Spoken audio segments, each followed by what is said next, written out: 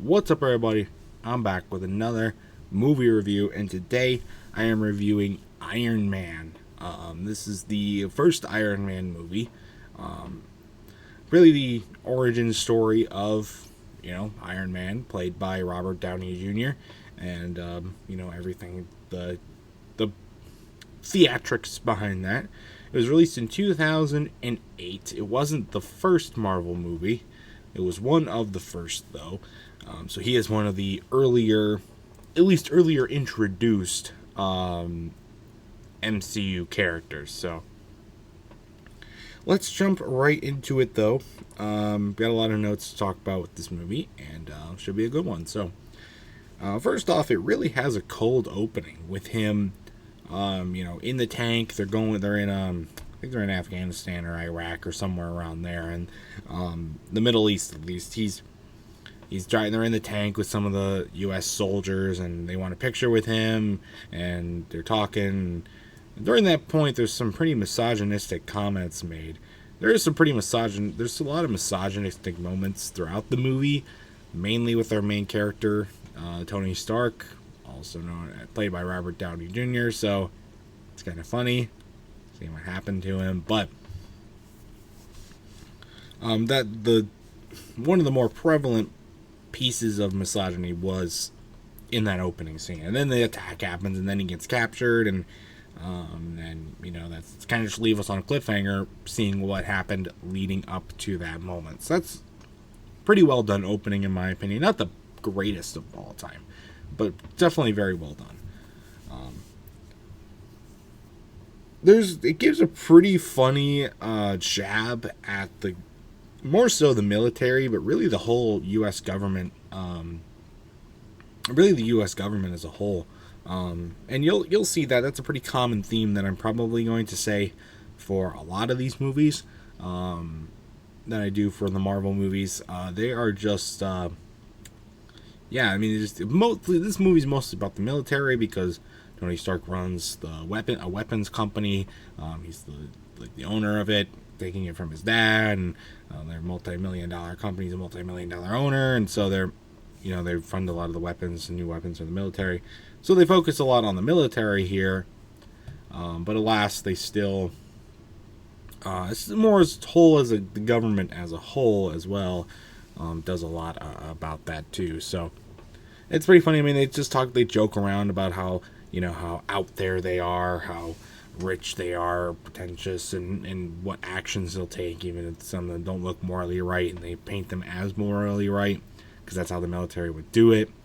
A lot of those other things that was good, and that's a big part of this movie. And it was cool. It was weird to see, and it was interesting seeing this movie came out right in the middle of the Great Recession, 2008. That that they were even jabbing at this beforehand, how even 15 years later, this is still, even 15 years before, I mean, it's still a big thing to jab about.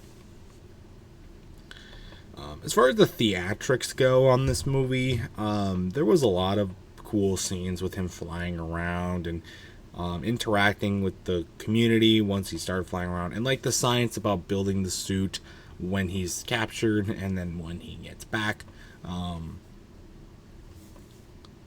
when he makes like the official suit, and a lot of stuff like that. So it's cool to see like the science behind it and like the process of building and the technology and all that stuff straight from Tony Stark. Then him flying around and the fighting scenes and all that kind of stuff. It is pretty cool to see that. There's some weird inaccuracies when it comes to the fighting, mainly with the big bad guy that he fights at the end of the movie. Why does he emerge from underneath the parking lot instead of just through the door? Did you really have to do that? That was a little weird in my opinion, but not anything too like it was cool like to see him emerge from the parking lot, but like why? There's the door's right the fuck there. It would just cause just as much destruction doing that if destruction was your main thing, or was like secrecy or whatnot. I don't know. That was a little weird, but overall, I think the theatrics are really good on this movie. Speaking about the bad guy, though, he's very easy to decipher. Like, we know very early on that we know that the bad guy is the guy who took over the company when Tony Stark's dad died. When Tony Stark was old enough, he took over the company from that guy. And that guy, when Tony came back and he doesn't want to create weapons anymore, mass destruction, this guy is like, oh my god, we're going to lose so much money. I need to get rid of this guy. I need to take over the company. This is my opportunity. Does a bunch of that, and then we can see right away that he's also a total douche. I mean, the scene from when he's watching the TV coverage in his house, I mean, that right there alone signifies that he's an asshole. I mean, just how the house is designed and what he's wearing and whatnot. Like, what the hell, dude? It's really not anything super crazy. But there's points beforehand where, like, they give us a lot of subtle hints, and they want us to know that who the bad guy is before we actually know. And it doesn't take us a super long time to figure out, like, for them to tell us who it is. Well, it could be a dead giveaway. It does, but it's not right at the beginning of the movie either. And I don't know. It doesn't really give a whole sense of a plot twist when there's a lot of subtle, like, pretty obvious hints though dropped that this guy's the main character, like the bad guy, before we know. Like, it would be nice to have like a plot, like more of a plot twist to find out who the actual bad guy is and make a little bit more of a challenge. It also would give the movie more rewatchability, in my opinion, to watch and like look for those maybe more subtle, less obvious hints that maybe he is the bad guy. That would be cool too. Alas, however, we don't get that. It's not